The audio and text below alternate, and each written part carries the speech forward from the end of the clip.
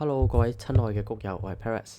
咁咧，今日咧想同大家分享一樣嘢，就係情感嘅陷阱到穩定嘅利潤，到底係差咗啲乜咧？咁好多時咧，我見到大家咧，其實已經識用指標啦，入咗嚟好耐啊，仲係有時贏，有時輸，或者係連續贏幾日，跟住輸一日，回翻晒出去。咁其實係工具已經有啦，仲差咗一樣嘢嘅啫，好大機會咧就係交易嘅情緒。咁所以今日咧重點個專題咧就係講呢樣嘢。咁啱咧，亦都係收到即係 weekend 嗰時收到唔少嘅谷友有幾個啦，都分別都係差唔多嘅問題，就係話星期五即係做個 call 啦，咁跟住一入就哇即刻回幾百點，跟住頂唔順 SL 啦，咁啊喺個底度。咁佢話本身係做波段嘅，即係做 swing 啦，簡單嚟講，大 TP 大 SL 係啊，大家都知啊，即係你做波段你就係贏可能係700到1000點。SL 就係幾百點，咁啊嗌唔到喎，咁啊而家又彈翻晒，咩意思咧？好簡單，你自己睇。而家圖係咁噶嘛，係咪？上星期五，咁你可能係呢啲位啦，可能 ST 嗰度買啦，突破，跟住即係收買，巴突破買，一買，回翻落嚟唔知咩事，咁嗰日就大家即係有玩就知啦。嗰日有個基金經理爆倉，咁佢好急咁 sell 咗好多嘢，咁 sell 完之後好似打爆嗰個倉，即刻上翻晒啦。咁但係今日係升得勁嘅，升得急嘅，咁但係點樣控制個情緒咧？佢仲話啦，星期五嗰日咧就話想用，我應該打錯字，想用日內嘅即係交易補翻 swing，咁佢嗰注平時本身係做 swing 嘅，咁啊又輸咗多啲錢喎，加大啲倉位，咁啊夾咗10蚊，即係買黃金，佢應該都係買升嘅，咁但係其實今日升得好勁啦，咁但係買升都輸，點解？因為你有 intraday，你有啲 movement 噶嘛，你唔係一條火箭上噶嘛，咁又止咗，做乜錯乜咁。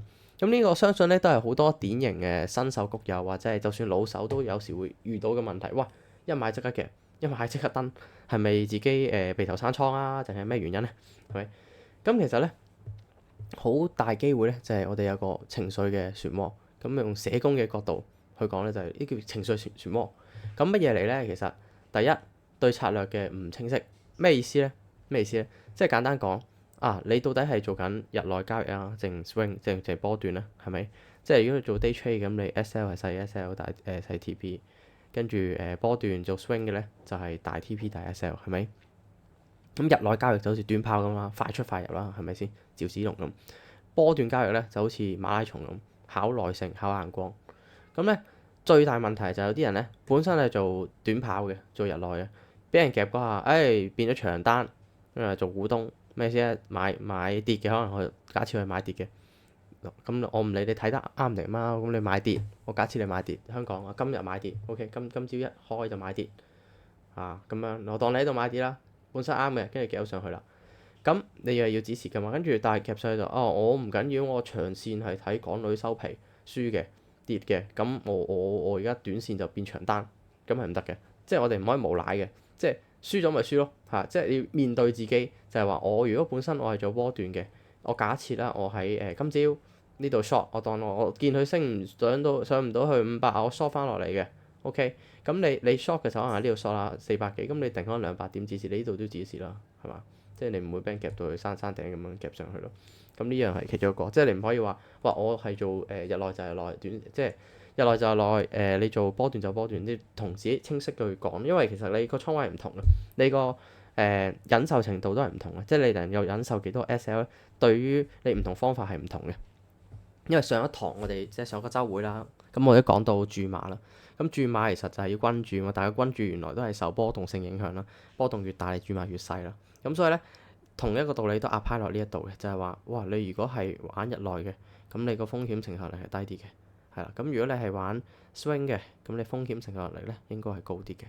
咁唔可以話我本身預300點嘅，跟住點知我實際打出嚟，我打100點我驚啦已經，因為輸得多，跟住話又佔咗我人工有一部分，又話呢度又冇咗個加大啦，又冇咗個餐啦，又冇咗 lunch，又冇 lunch dinner 咁樣，咁係唔得嘅，咁係唔得嘅。所以呢個第二咧就係情緒控制唔到，即係交易入邊咧最可怕唔係個市場。最可怕係你嘅貪婪同埋畏懼，好多人咧就係怕輸，好早止蝕，想即係輸少少咁啊走啦。但係變相好多時個波段就係即係好似頭先黃金咁啦，黃金咁，即係喺呢一度啊。我哋下晝大家都喺度噶啦，大家有玩噶啦。我明明睇升嘅，佢可能我當喺呢度入啦，我當喺呢度入啦，入得靚㗎啦，算42。我俾佢夾咗到35喎，咁你本身睇升嘅，跟住你就唔得啦，即係可能跌到咁上下。我本身已經可能 set 個 SL 可能喺呢度嘅，但係你見到呢度咧已經覺得佢會繼續跌，咁你提早止蝕啦。咁呢個就係即係個 risk reward 唔啱啦。點解咧？如果你假設你個 SL 係10點嘅，咁你上面就起碼有20點、15點啦。如果唔係你就10蚊換10蚊，咁就係唔抵嘅，你長做都會輸。咁所以就係你，如果你個策略定咗係點咧，你就真係要跟住佢咯。係啊，咁呢樣要提醒，即係唔可以因為我突然間驚咁就走佬。咁即係好簡單，好似踩單車咁，個個都學過啦，細個係咪？咁你踩單車，你正常就拆咗兩個轆，跟住就開始行噶啦嘛，係咪？咁你正常會擦損啦，係咪？跌低一定跌低過噶啦，邊個黐線踩單車唔會跌低擦損少少係咪？好正常嘅，就算你係老手啊，都會擦損嘅。有時有你識踩單車噶啦，有條友撞埋你嘅，係啊，盲頭烏蠅嘅，有啲對線撞埋你啲新手，咁都冇計㗎，即係同交易一樣嘅啫嘛。你係識晒所有嘢，都係可以 SL 㗎，正常嘅喎。你要記住 stop loss 係好正常嘅。冇人唔 stop loss 啊！就算賭神我嚟講，佢都會 fold 嘅。你玩 pair 牌，你冇靚牌咪掉咯，掉都係俾細盲注好平啫嘛，即係咁樣。冇人係鋪贏嘅。上一個即係週會同大家講啦，嗰個打網球嘅選手係咪先？咁佢一樣都係㗎，佢平均每一次都係拎52分嘅啫，係啦，100分入邊52分，佢長期都係贏世界冠軍，係啦，都係咁樣，同一個道理。咁所以咧就唔好因為即係情緒控制唔到，而去突然間提早止賺或者係提早止蝕，係啦。咁呢啲除非你話好簡單，如果你入場嘅時候你個原因係一致嘅，即係同而家一樣，我見到鑽石咁跟住我跟住去做，但係而家或者根本冇喐過，我當你喺呢度啊，我當喺呢度，其實喺度望緊盤嘅可能喺2點鐘，我睇翻2點鐘係咪？今日喺度啦。望緊盤嘅，你當你呢度入嘅，其實 OK，當你呢度入嘅，喺度望緊盤你就走咗啦，已經，即係冇必要，因為你如果呢度入嘅，咁你假設你係睇緊呢個嘢嘛，咁你又冇跌到 SL，又冇突發新聞出，所有嘢係冇喐過，冇變，即係你入場嘅原因冇變啦，梗係講，亦都冇一啲突發嘅因素改變你嘅思考嘅話咧，你應該係繼續 set 咗個 TP，set 咗 SL 就繼續坐，唔應該中間搞佢，就算睇都唔應該搞佢嘅，係啊，呢樣好重要。咁跟住最後就係風險管理你冇做好啦，即係可能重倉啦。咁上一堂已經講咗，就係關注。咁咧要揾到自己到底適合咩操作，呢個好重要。即係好多新入嚟嘅人咧，就話佢係想玩日內嘅，但佢反應未必咁快。有啲人就入嚟話我想做波段嘅，點知其實佢唔想做波段，咩意思啊？佢入嚟想做波段嘅，但係咧一入即刻回少少，跟住就走咗啦。咁到底佢係咪做波段咧？係咪？即係有啲人入到嚟咩？我理解啦，好多新會員入嚟話想做波段係咩意思咧？一入即刻贏1000點，係啊，恆指或者係金一入即係贏100點嘅100蚊金嘅，即係嗰啲叫波段佢哋，即係佢就係咁定義 swing 原來係咁樣解嘅，係啦，好多都係咁講嘅。日內咧就係咩？日內就係唔會輸嘅，鋪贏嘅。鋪玩百家樂，買莊出莊，買閒出閒嘅，係啊，就係咁樣神仙係啦，神仙級交易，神仙交易係啦，漏咗行啲神仙交易係啦。C 就係好啲嘅高手，就係 A 加 B 就係日內同埋波段都兼顧到。咁點樣兼顧到咧？咁你首先你嘅人要有心態啦，同埋有錢啦。你冇錢就冇得玩兩樣嘢。你話我分注，咩叫分注？你有注先有得分嘅，你一條注邊有得分嘅啫？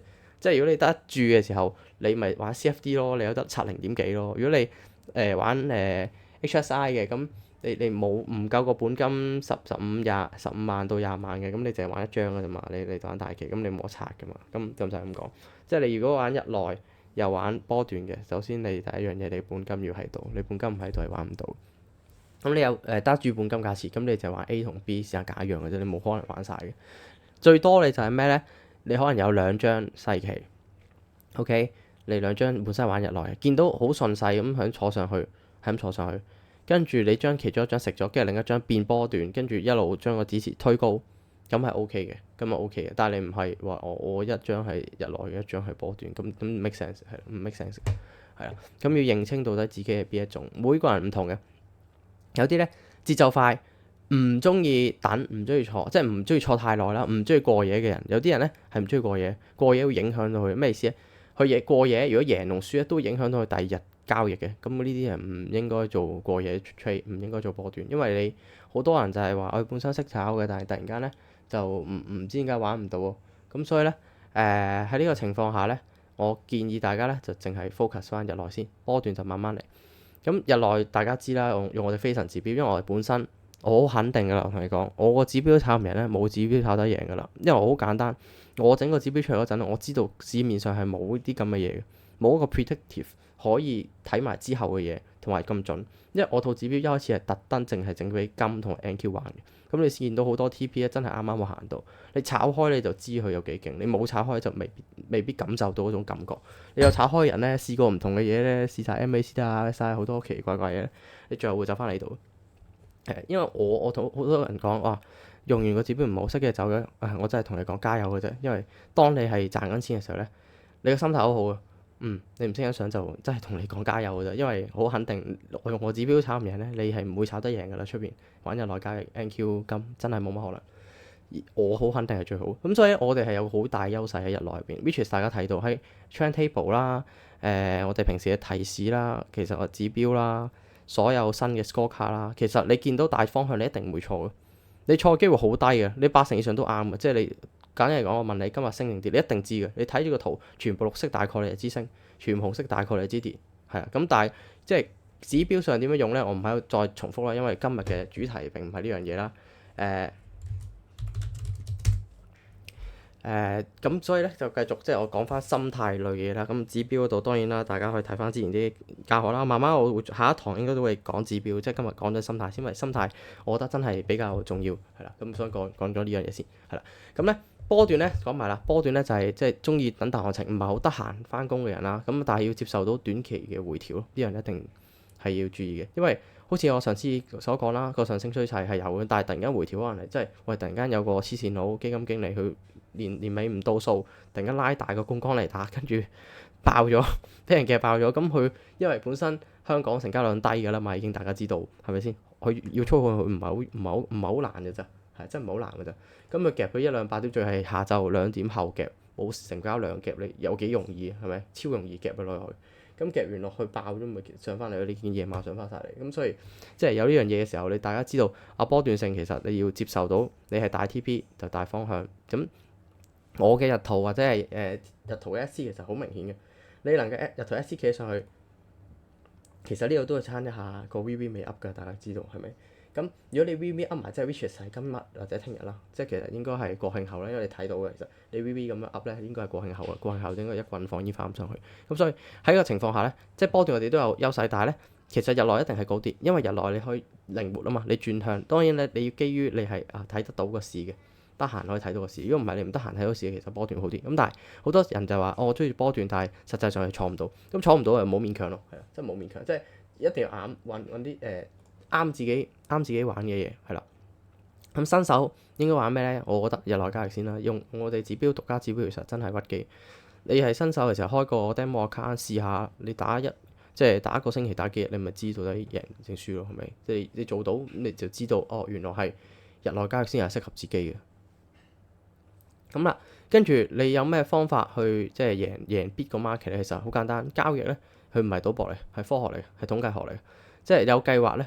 你就係能夠贏到。咁計劃就係即係你建入你嘅交易即係嘅計劃啦，就係話你 TPS 喺邊，咁好簡單，我哋指標入邊有㗎啦，係咪？指標入邊有，咁你跟住做，譬如你啱啱我哋今朝已經出㗎啦，OTP 係咪？大家知道今朝已經出㗎啦，今朝好早係啦，星期五都已經出咗㗎啦。咁但係你話 entry 嘅話，你咪今朝咯，今朝8點先出咗啦。咁一路坐上嚟，咁你見到你 TP 跟住 set，SL 跟住 set，SL 冇 high 過，SL 冇 high 過，呢度又係啦。你 TP 跟住 set，SL 冇 high 過，係啊。咁呢度啦，你做一下 TP 一咗，跟住你 TP 一就會推 BE 㗎嘛，所以你有呢下都係贏嘅，係咪？呢度又係啦，你出鑽石嗱，你跟呢個3861嚟 set，你入場係打橫呢條線啊嘛。ST 嘛，咁你52即係10蚊止蝕啦，係咪10蚊止蝕？而家都已經1點12蚊13蚊咯，咁即係1.2、1.3倍咯，係咪？咁所以即係喺呢個情況下，其實你已經有晒所有 reference，你識得用我個指標跟而家呢個係我做咗 trading view 咗幾個唔同指標，即係你識用嘅時候，你日內交易我哋絕對有優勢。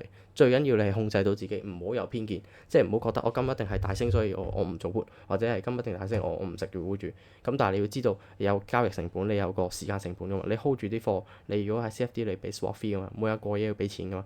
又或者係你嚿錢擲住咗冇得玩第啲嘢，咁所以日內交易有乜好處就係、我上晝玩咗 HSI，下晝未必喐噶嘛，夜晚未必喐，咁我就轉去玩 NQ，咁我有 buffer 有錢噶嘛，如果我得嚿錢，咁我梗係要食咗上面先，即係我 given 我哋有個咁勁嘅指標係咪？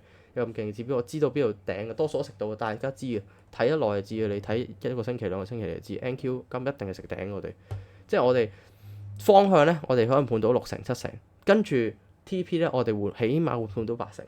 係咪？咁我哋食頂食底，即係揸底食頂嘅機會係好高好高好高，出邊基本上你係見唔到。咁跟住咧，第三樣咧就係、即係第二樣咧就係交易嘅倉位啦。上星期講過。第三咧就係交易嘅你要記低你交易嘅個原因、入場結果係啦。咁呢個仲要 Excel 咁壓得㗎啦。即係你每日其實你唔會好多交易嘅，你唔會100條。你10零20條嘅啫，最多10最多啊！你唔應該係咁有嘅，因為你冇理由打到滿天星㗎嘛。嗱，再嗌啲咁咩啊？我呢度就揸，呢度做沽，呢度又做揸，呢度可能沽，即係冇可能咁黐線點樣？唔可能做晒所有嘢。你橫盤呢啲都要避啦，係咪？即係我哋開 Cluster，大家都知咩㗎啦 Cluster。咁你見到啊，佢入字喺度，見唔見到？8點半出㗎，8點半開始同你講要開始睇啦，係咪啊？一路都係入字嚟嘅。所以咧，呢啲都係最好嘅一啲工具咯 Cluster 係咯，咁出邊都唔會有咯，係咯。咁仲有一樣嘢就係冇 FOMO，即係唔好話升咗之後先入咯。好典型，即係好多人咧，譬如今日下晝當呢度啊，喂 TP 2咗44，跟住佢先入博呢個50，咁就唔啱咯。你正常喺度有，你冇咗咪下後就有機會，呢度冇咗你睇後邊都有。你冇理由咁樣唔啱 risk reward 過你44博呢度50，跟住你一回落去回到30喎，係咪？或者你回到第二格39，或者係 entry 唔 make sense。咁所以就記住過咗TP1嘅基本上唔可以追，係啊，等下後或者其他標的。你好多 assets 㗎嘛，你唔係玩 GC，你玩 NQ，你玩 HSI，好多地方追，唔好 FOMO，呢樣係想同大家講，係啦。咁咧大概今日嘅分享就係咁啦，即係我希望每一個星期咧都有個短短嘅週會啦，同大家去講呢樣嘢。即係好多時即係大家其實識玩嘅，有指標幫你，你其實紅色就走係咪？綠色就入，基本上紅綠燈咁大家都知。但係即係大家個心態就係回調，記住咧波段回調係正常嘅，未黐到個 SL 咧就唔好搞佢，係啊，同埋唔好有啲報復性心態，即係輸咗跟住就即刻打大呢啲大忌，次次都係你試過就知嘅，你有玩過就知，急追咧就揩硬嘢嘅，係啊，同你講財不入急門，係啊，虧損之後咧真係 SL，當你真係睇錯 SL，休息24小時，冷靜啲先有翻嚟，因為好多時啲 SL 完咧。即係代表有個大行情啱啱行完嘛，係咪先？即係譬如我當我買升嘅，我喺呢度先買嘅，當我呢度買，咁你咁樣去到我當行到呢度 TP 咗啦，跟住你先至再做交易，咁喂啱啱先行呢個大波動，跟住就好多時有橫盤㗎啦嘛，你知道行完大波動全部橫盤，橫盤你玩咩咧？橫盤就係上邊 SL 細，下邊 TP 又細，咁你好容易就撞中，即係個 risk reward 唔抵，咁所以就即係記住呢樣嘢咯。有啲嘢，呢啲係一啲交易嘅心得啦，即係好多人唔會因人而異嘅，大家個 style 唔同，但係即係記住，我哋係有個 edge，就係個指標係超神超勁，咁啊善用佢，你就算唔過夜一樣都贏到先，咁你轉賣都係，咁所以希望咧呢樣嘢咧即係幫到大家去做交易啦。咁呢個 PowerPoint 其實我都啱啱即刻揼出嚟嘅啫。即係我都係想同大家分享一啲我想分享嘅，所以舊嗰啲嘢仲喺度，係啦。咁啊，希望大家做到以上嘅動作啦，亦都寫低個 notes，因為我呢個都好簡單嘅 PowerPoint，純粹係講分享俾大家，好似電學節目咁。咁得閒咪聽下咯，係咪先？唔記得嘅星期六日，或者去緊廁所，或者等車、等巴士，喂，都聽下咯，係咪先？聽我把聲，好咪開心？OK。咁啊，多謝大家啦。咁啊，下次再講啦，拜拜。